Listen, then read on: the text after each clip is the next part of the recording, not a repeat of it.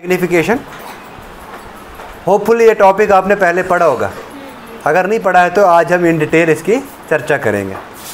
Bio magnification को ही हम bio accumulation भी कहते हैं, इससे हम बायो एक्यूमुलेटर्स के नाम से भी जानते हैं। ठीक है, तो सबसे पहले बायो एक्यूमुलेशन की डेफिनेशन या बायो मैग्नीफिकेशन की डेफिनेशन क्या है। कहता है it is defined as the process by which concentration of chemicals जैसे टॉक्सिन्स आ गए, इंसेक्टिसाइड्स आ गए, पेस्टिसाइड्स आ गए, increase in the body of an organism as trophic level increases. The maximum concentration या the maximum amount is present at the top consumer. क्या रहा है ये कहता है कि बायो मैग्नीफिकेशन का सिंपल मतलब है, मान लो अगर एक टॉक्सिन किसी एक्वेटिक एनवायरनमेंट में गया, लेट्स सपोज डीडीटी गया। डीडीटी एक परसिस्टेंट पोल्यूटेंट है, ये बायोडिग्रेड नहीं होगा, ये हज़ारों साल जिएगा। अब ये क्या करेगा, ये फूड चेन में एंटर हो जाएगा। अब समहाउ एंटर नहीं होगा, सबसे पहले ये एंटर हो जाएगा फाइटोप्लैंक्टन्स पे, उसके बाद ज़ूप्लैंक्टन्स पे आ जाएगा, ज़ूप्लैंक्टन्स के बाद समाल फिश पे आएगा, हो सकता है समाल फिश को हम लोग कंज्यूम करें, हम पे आएगा। अब ये जो टॉक्सिन था ये प्लांट में कम अमाउंट में प्रेजेंट था, यानी कि फाइटोप्लैंक्टन्स में ये कम मात्रा में प्रेजेंट था। फाइटोप्लैंक्टन्स के बाद आया ये ज़ूप्लैंक्टन्स में, ज़ूप्लैंक्टन्स में इस डीडीटी की कंसंट्रेशन बढ़ गई। ज़ूप्लैंक्टन के बाद आ गया समाल फिश में, तो समाल फिश में भी इसकी कंसंट्रेशन और ज़्यादा बढ़ गई। तो उसके बाद आएगा ये लार्ज फिश में या आएगा ह्यूमन में, तो इसकी कंसंट्रेशन और बढ़ेगी। ठीक है ना। तो व्हाट इज़ बायोमैग्निफिकेशन? बायोमैग्निफिकेशन का मतलब ही है टॉक्सिन्स या केमिकल्स का फूड चेन के हर एक ट्रॉपिक लेवल पे इंक्रीजिंग अमाउंट में बढ़ना, उससे कहते हैं बायोमैग्निफिकेशन। और सबसे कम ये फाइटोप्लैंक्टन में होगा, ठीक है ना, और सबसे ज़्यादा ये जो टॉप कंज्यूमर होगा उसमें देखने को मिलेगी। क्लियर है ये पॉइंट? yes, उसके बाद ये जो बायो मैग्निफिकेशन है, they are non polar in nature. ये पोलर नहीं होते, ये नॉन पोलर होते हैं, मतलब वाटर के साथ ये बाइंड नहीं होते, फैट्स वगैरह में ये स्टोर रहेंगे। तो याद रखना ये तीनों point, they are non polar in nature, they are not metabolised and they are stored at adipose tissue. Most important है तीनों पॉइंट्स, तीनों आपने नोट करने हैं। नेक्स्ट, सपोज करो हमने एक एग्जांपल ली डीडीटी की। ये डीडीटी क्या है? Dichloro diphenyl ट्राइक्लोरोइथेन।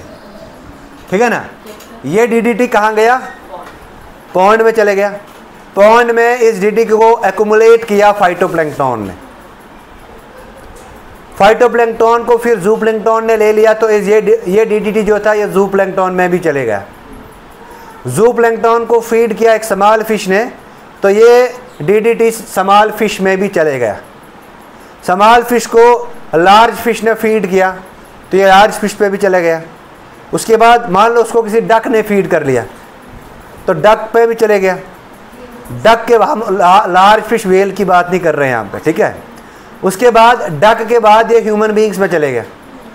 तो डीडीटी में एज अगर हम फाइटोप्लैंक्टन और ह्यूमन बीइंग्स को कंसीडर करें, डीडीटी की कंसंट्रेशन बायो एक्यूमुलेशन जो है फाइटोप्लैंक्टन में कम थी, ह्यूमन बीइंग में डीडीटी की कंसंट्रेशन ज़्यादा हो गई। फाइटोप्लैंक्टन पे इसका इफेक्ट कम था, ह्यूमन बीइंग में इसका इफेक्ट ज़्यादा आ गया। This is the phenomenon of biological magnification. Example के तौर पे हमने इसको समझा। यहीं पे हम एक एग्जाम्पल लेंगे मरकरी पॉइजनिंग की। दिख रहा है आपको, टॉप पे हमें मरकरी है, Hg मरकरी एनारोबिक बैक्टीरिया की वजह से, एनारोबिक बैक्टीरिया की वजह से बना CH3Hg, मिथाइल मरकरेट या मिथाइल मरकरी बना। अब ये जो मिथाइल मरकरी है इसको फीड किया प्लैंक्टन ने, दिस वन इज प्लैंक्टन। जब इसको प्लैंक्टन ने फीड किया तो प्लैंक्टन को या तो कोई इंसेक्ट फीड करेगा या समाल फिश फीड करेगा। इस समाल फिश को बर्ड ले लेगा, इस समाल फिश को, ये इस इंसेक्ट को बर्ड ले लेगा। तो बर्ड्स में बायो एक्यूमुलेशन हो जाएगा। अब इस बर्ड को कोई लार्ज फिश ले लेगी तो लार्ज फिश को फिर मैन कंज्यूम करेगा। अब देखो ये मरकरी की कंसंट्रेशन फाइटोप्लैंक्टन में कम थी, अब लार्ज फिश में ज़्यादा। इस लार्ज फिश को अगर ह्यूमन कंज्यूम करेगा तो ह्यूमन की हेल्थ डिजीज़ हो जाएगी। कौन सी डिजीज़ होगी? हाँ, मिनामेटा डिजीज़ हो जाएगा।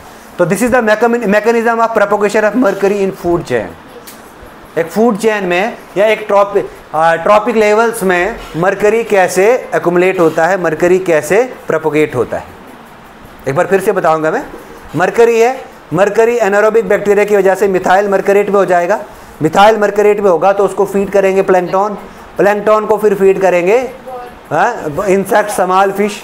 अरे इसमें आप लिख सकते हो इस प्लैंकटन को फीड करेंगे जू प्लैंकटन, जू प्लैंकटन को फिर फीड करेंगे इंसेक्ट्स और स्मॉल फिश, इंसेक्ट को फिश फीड करेगा बर्ड, स्मॉल फिश को भी फीड करेगा बर्ड, है ना। और क्या स्मॉल फिश को फीड करेगा कोई लार्ज फिश, लार्ज फिश को फिर फीड करेगा मैन।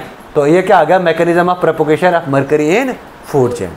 तो ये एक एग्जांपल है बायो एक्यूमुलेशन का। लास्ट क्लियर है यहाँ तक?